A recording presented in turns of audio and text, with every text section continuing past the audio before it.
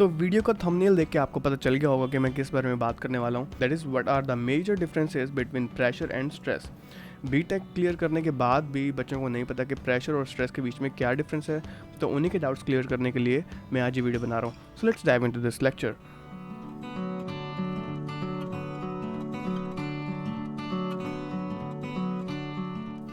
तो कमाल की बात यह है कि जो इन दोनों का फॉर्मूला है वो है force upon area, that is force divide by area. लेकिन इससे ये नहीं पता चलता कि इन दोनों के बीच में डिफरेंसेस क्या हैं। दोनों की यूनिट्स भी सेम है लेकिन डिफरेंसेस फिर भी क्लियर नहीं होते इनके फॉर्मूलाज को देख के। सबसे पहले बात करते हैं प्रेशर की। तो जो पहला मेजर डिफरेंस है प्रेशर और स्ट्रेस के बीच में, तो जो प्रेशर है वो एक्सटर्नली अप्लाई या एक्सटर्नली डेवलप होता है। फॉर एग्जांपल हमारे पास एक सॉलिड बॉडी है, जैसे कि ये स्फीयर है, तो इस पे जो लग रहा है प्रेशर वो एटमॉस्फेरिक प्रेशर लग रहा है, ठीक है ना। तो ये एक्सटर्नली इसकी सरफेस पे लग रहा है, इसके अंदर प्रोड्यूस नहीं हो रहा।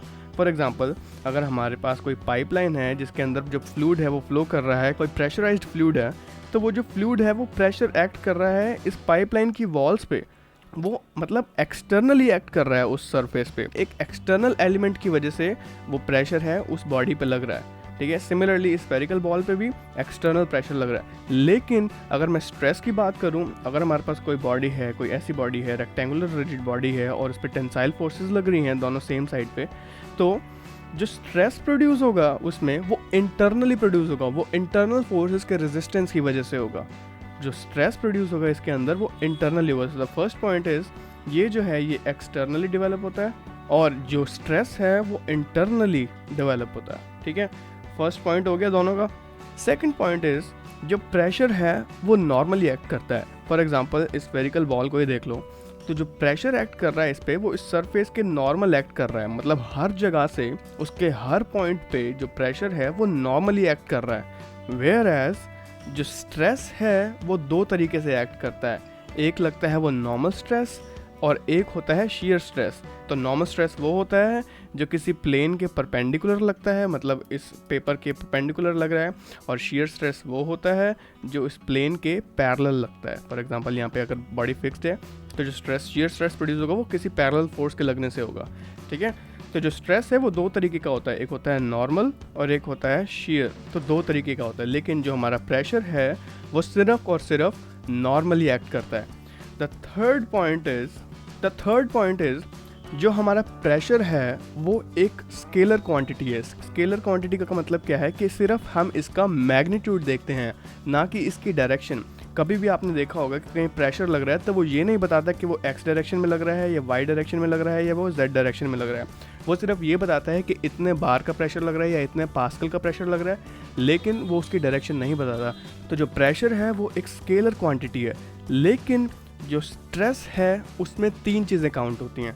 द फर्स्ट थिंग इज़ उसका magnitude, the second thing is उसकी direction, and the third thing is उसका पॉइंट ऑफ एप्लीकेशन।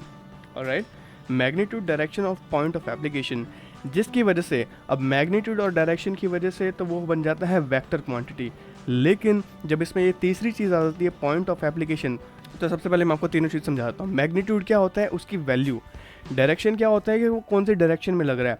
अगर टेंसाइल फोर्सेस लग रही हैं तो जो स्ट्रेस होगा वो भी टेंसाइल होगा और उसी डायरेक्शन में लगेगा जिस डायरेक्शन में फोर्सेस लग रही हैं, या तो एक्स डायरेक्शन में या वाई डायरेक्शन में या जेड डायरेक्शन में।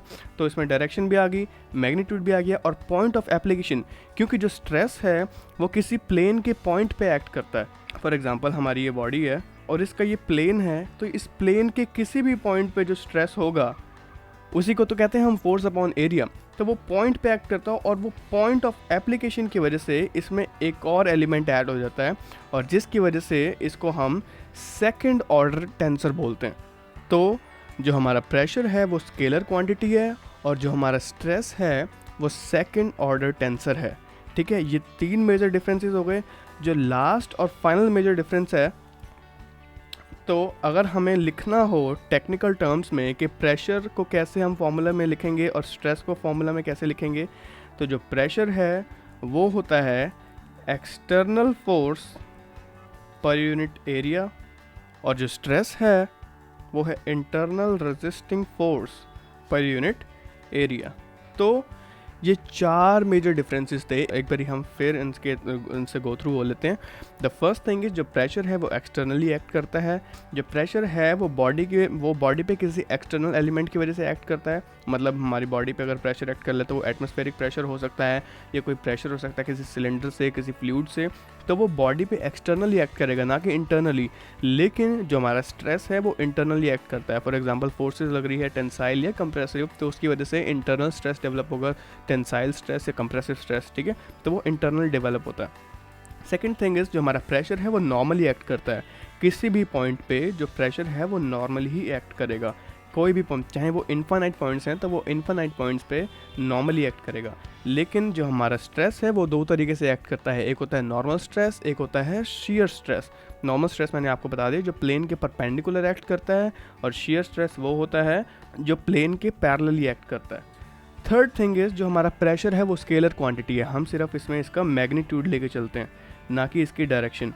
तो क्योंकि हम सिर्फ इसका मैग्नीट्यूड लेके चलते हैं तो जो हमारा प्रेशर है वो एक स्केलर क्वांटिटी है। कभी भी हम प्रेशर को डायरेक्शन से डिनोट नहीं करते कि हमारे एटमॉस्फेयर में 2 बार का प्रेशर लग रहा है और इस डायरेक्शन में लग रहा है, ऐसा कभी भी नहीं होता, कभी भी आपने सुना नहीं होगा। और जो स्ट्रेस है उसमें हम मैग्नीट्यूड भी लेके चलते हैं, डायरेक्शन भी लेके चलते हैं और पॉइंट ऑफ एप्लीकेशन भी लेके चलते हैं। तो स्ट्रेस में आपने सुना होगा कि इतने न्यूटन पर mm स्क्वायर का स्ट्रेस लग रहा है और इस डायरेक्शन में लग रहा है, एक्स डायरेक्शन में, वाई डायरेक्शन में, जेड डायरेक्शन में, जो भी डायरेक्शन है, और पॉइंट ऑफ एप्लीकेशन कि इस पॉइंट पे लग रहा है, बॉडी के इस पॉइंट पे लग रहा है। ये होता है स्ट्रेस। इसमें 3 क्वांटिटी यूज़ होती हैं, तो इसकी वजह से हम इसको सेकंड ऑर्डर टेंसर बोलते हैं। And the fourth thing is जो हमारा प्रेशर है, अगर उसको हम टेक्निकली लिखें तो क्या लिखेंगे, external force divided by area.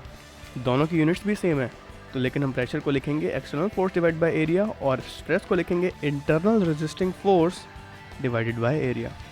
So this was all about today's lecture. अगर आपको इस लेक्चर में कोई भी प्रॉब्लम हो तो मुझे कमेंट्स में पूछिए या मुझे ईमेल कर दीजिए, मैं उसका रिप्लाई करने की पूरी कोशिश करूँगा। और 7 तारीख को IAS का पेपर आने वाला है, तो उसके लिए आप दबा के पढ़िए, बहुत अच्छे से पढ़िए, सारे टॉपिक्स कर डालिए और अपने JEE और गेट की तैयारी भी चालू रखिए। मिलते हैं नेक्स्ट लेक्चर में।